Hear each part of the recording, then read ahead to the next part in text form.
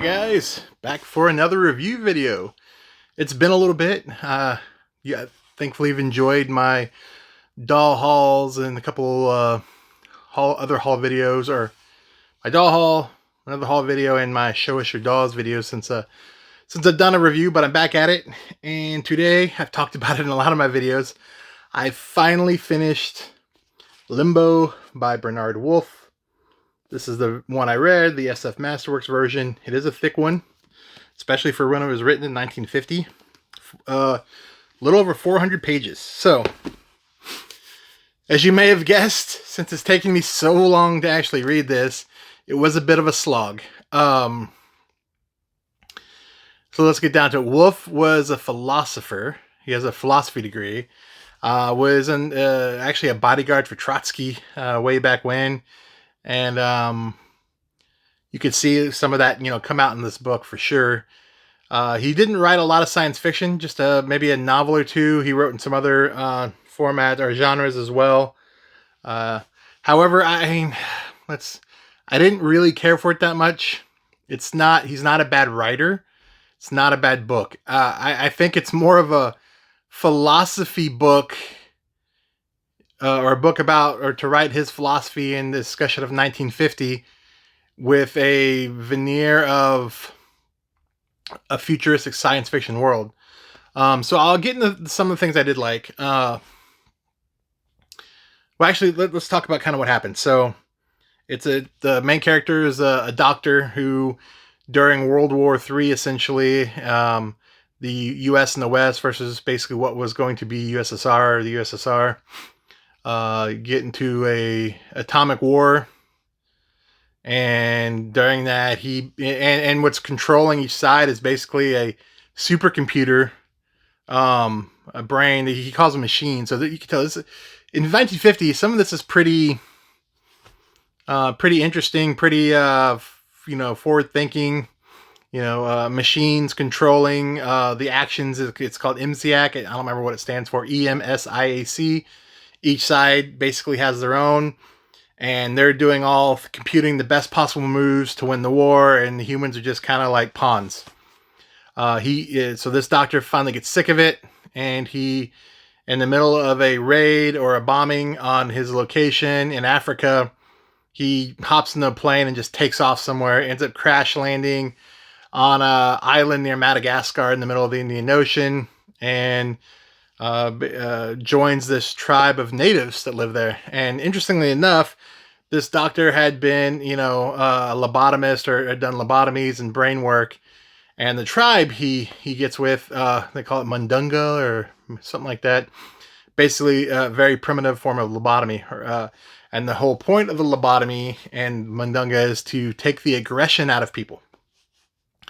So some little, maybe about 175, 100 pages in, this group of, they call them immobes,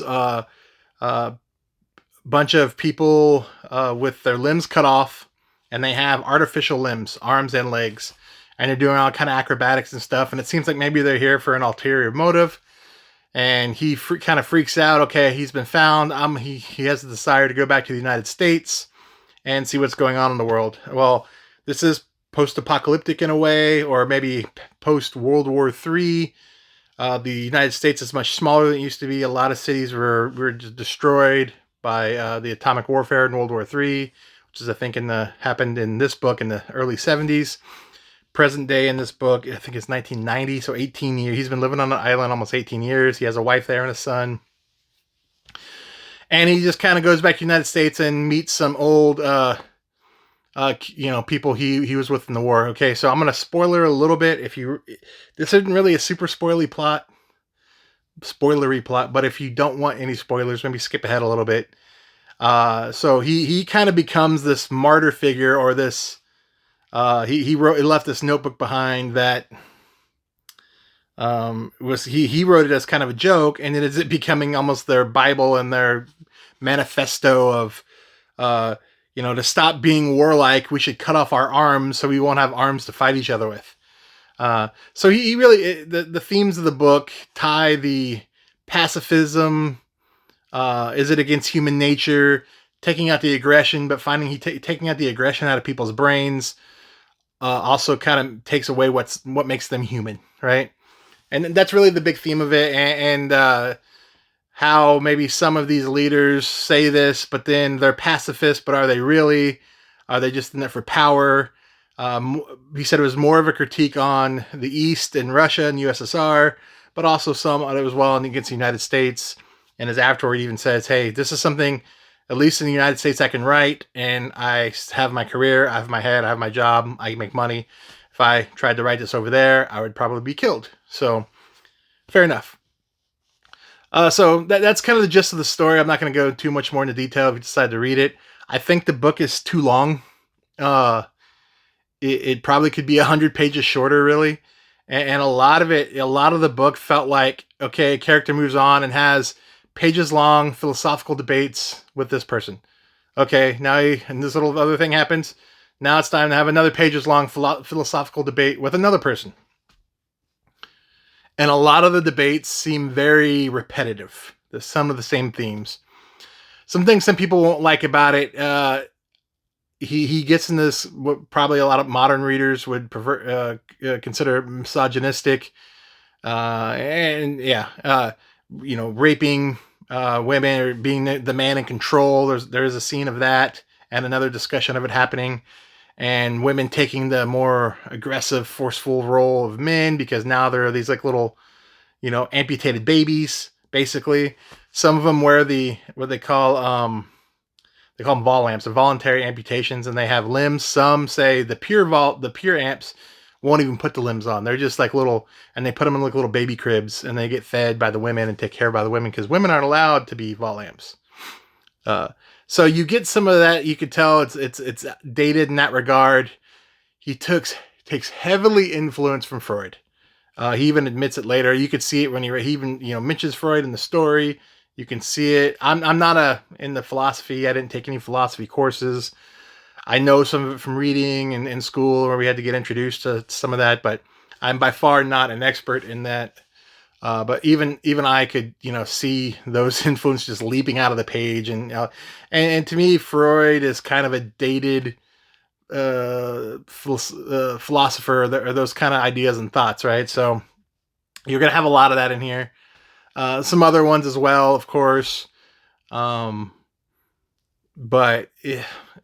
I'm trying to not to say too much and say enough to get some of my points across. But that being said, some of those negatives are like that, like the role of the men and the gender dynamic stuff, which is kind of weird. And not sure why he went there, and some of it seemed unnecessary. But that being said, there were some times where like, wow, I'd read a couple paragraphs and that's a pretty enlightening take, right? Or that's an interesting way to say that. So he did surprise me every now and then where I did kind of, yeah, I like that. Or that's a good way to say that, or very intriguing. But other than that, it was rough. Not a lot of redemption to it. I think the first half of this is actually a lot worse than the second half. The second act actually had plot and events happen, and things picked up. And if the whole book was like this and they took out 100 pages of it, I still wouldn't have loved it, but I would have liked it more. I also didn't hate it. It's just a slog, and it's not bad. It's just not what I want to read. Hey, people who are into that stuff, great. Want to have those philosophical debates that are from 1950, great. I want a little more action mixed in. I like having my science fiction and my fantasy be a vehicle for a plot and a story. And you can layer in that stuff, like these points and use that story as a lesson, or to make a statement, or to draw parallels, or to be, this is a very satirical book, to do that satire.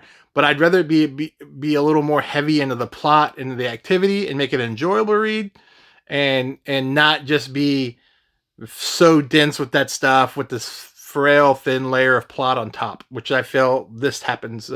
Again, I know some people may prefer that, the harder writing in that regard. I don't. Maybe it's the fantasy reader in me as well that doesn't prefer it, but I like a little entertainment mixed in with my lessons, if you will. It kind of felt like reading an assigned book from class or something to a degree. But the parallels to the whole pacifism and the taking off your arms as being kind of silly, but then they ended up doing it this way. They ended up doing it anyway, even though he was trying to make a joke out of it. Kind of seems like some of the stuff that happens in modern day politics and behavior and themes, and not just modern day, just over his history, where they take something so ridiculous that you couldn't be, and then they actually do it. Um, Other than that, yeah, it's a hard book to recommend to someone, especially since it's not a short one. It's not like you can be in and out in 150 pages and like, yeah, I didn't like it that much, but at least it was a quick read. Yeah, it's not a quick read, and I don't like to DNF my books, so I stuck with it, hung in there. I'm glad I did. It gives me an appreciation for it, and I did enjoy some of the points and the thoughts that just overstayed its welcome. So there's my opinion of Limbo by Bernard Wolfe. I ran the RNG already. The next book up is Shock. I think it's by Matheson. It might be short stories, so maybe it's an anthology and he's just the editor. I'll give you more info on that one. I do have Shock 1 through 3. I've been wanting to read Matheson. I've enjoyed some of the movies that have come from his writing and shows, so I'm intrigued to actually read a book by him. So I'm happy, and hopefully I like him because I have a few of his books. That's what I tend to do. I tend to think I want to read an author, and then I buy all their books, and then sometimes I don't like the author very much. Sometimes I do, and it's great. So look for that. Hopefully that won't take me near as long to read. I know it's a lot shorter. So thanks everyone for watching. Thanks for following. Have a great one.